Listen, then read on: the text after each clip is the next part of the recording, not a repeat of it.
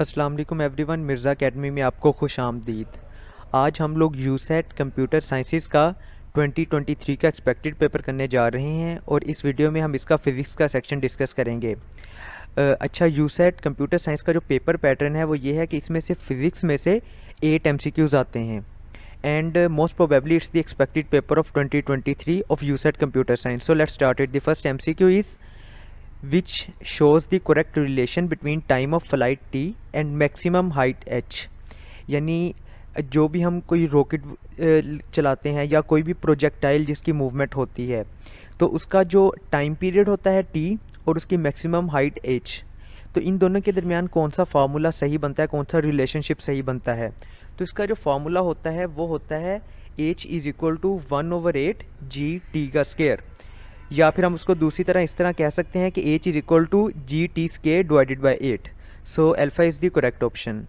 The next is taking off rocket can be explained by. जो rocket हम छोड़ते हैं स्पेस के लिए या कोई भी रॉकेट जो किसी चीज़ को कैरी करके लेके जाता है तो उसकी जो मोशन है, उसकी जो मूवमेंट है वो किस लॉ से एक्सप्लेन होती है, तो वो एक्सप्लेन होती है law of conservation of momentum से। So Charlie is the correct option. The next MCQ is a body is moving with uniform velocity its। अच्छा, आप देखो कि एक बॉडी जो है वो यूनिफॉर्म वेलोसिटी के साथ मूव कर रही है, तो अगर उसकी स्पीड चेंज होगी तो वेलोसिटी जो है वो यूनिफॉर्म नहीं रहेगी। ठीक है, तो ये ऑप्शन नहीं हो सकता। एक्सेलरेशन चेंजेस, अगर वो यूनिफॉर्म वेलोसिटी के साथ है तो उसकी एक्सेलरेशन भी चेंज नहीं हो सकती। एक्सेलरेशन तभी चेंज होती है जब वेलोसिटी चेंज होती है, वेलोसिटी चेंज नहीं हो रही तो एक्सेलरेशन कैसे चेंज होगी। डायरेक्शन ऑफ मोशन चेंजेस, अगर उसकी डायरेक्शन ऑफ मोशन चेंज हो जाएगी तो उसकी लीनियर वेलोसिटी तो यूनिफॉर्म रह सकती है लेकिन उसकी एंगुलर जो वेलोसिटी है वो यूनिफॉर्म नहीं रहेगी। सो चार्ली ऑप्शन भी नहीं हो सकता।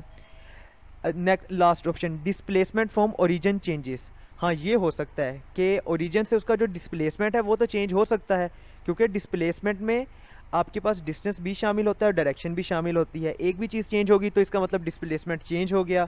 सो delta is the correct option. The next MCQ is when velocity time graph is a straight line parallel to time axis then. Velocity time graph जब हम बनाते हैं, सो फॉर एग्जांपल हमने ये ग्राफ इस तरह बना लिया, यहाँ पे सपोज मैं यहाँ पे ना ये ग्राफ बन गया। अब हम एक्स एक्सिस पे उसका टाइम ले लेते हैं, वाई एक्सिस पे उसकी वेलोसिटी ले लेते हैं। अब एक लाइन है जो एक्स एक्सिस के पैरेलल है। पैरेलल होने का क्या मतलब है कि उसका टाइम तो गुजर रहा है लेकिन वेलोसिटी चेंज नहीं हो रही। ये नहीं कि उसकी वेलोसिटी कोई है ही नहीं, वेलोसिटी उसकी है। हो सकता है वो 80 किलोमीटर पर आवर की स्पीड पे मूव कर रहा हो, यानी वेलोसिटी उसकी होगी लेकिन वो चेंज नहीं हो रही। टाइम गुजरता जा रहा है लेकिन वेलोसिटी वही है, सेम है। ठीक है, तो अगर वेलोसिटी सेम होगी तो एक्सेलरेशन जो है वो ज़ीरो होगी। एक्सेलरेशन कांस्टेंट है? नहीं, एक्सेलरेशन ज़ीरो है। Acceleration is variable? No, acceleration is zero. Yes, acceleration उसकी ज़ीरो है। So Charlie is the correct option. The next MCQ is which law of motion is also called law of inertia। तो Newton का जो first law of motion था ना वो उसे हम लॉ ऑफ इनर्शिया कहते हैं। वो क्या था कि a body is at rest remains at rest और a body is moving remain moving until an external force act on it. कि अगर एक बॉडी रुकी हुई है तो वो रुकी ही रहेगी और अगर एक चल रही है तो वो चलती ही रहेगी जब तक कि कोई एक्सटर्नल फोर्स उस पर एक्ट ना करे। Okay, The next is during long jump athlete runs before taking the jump by doing so he।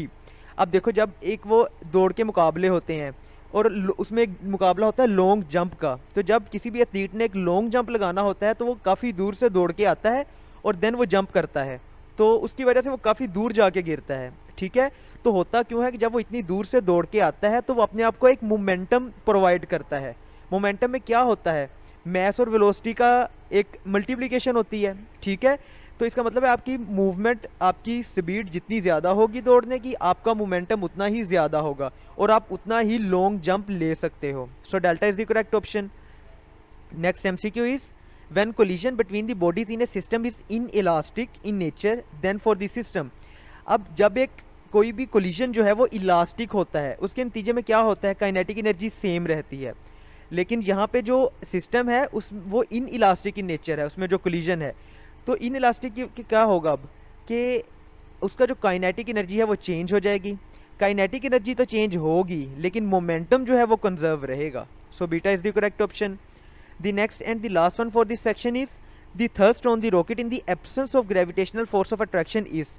अब जैसे ही रॉकेट हवा में जाता है तो ग्रेविटी हर लम्हे उसको खींच रही होती है अपनी तरफ, ठीक है। लेकिन सपोज करें कि अगर ग्रेविटी ही ना हो, उसके कोई एक्सटर्नल फोर्स एक्ट नहीं कर रही, तो क्या होगा कि उसका जो उस पर जो थर्स्ट है ना वो कांस्टेंट लगती रहेगी। Okay, so alpha is the correct option. Let's end here. If you have any question, any query, you can ask in the comment section. Thank you.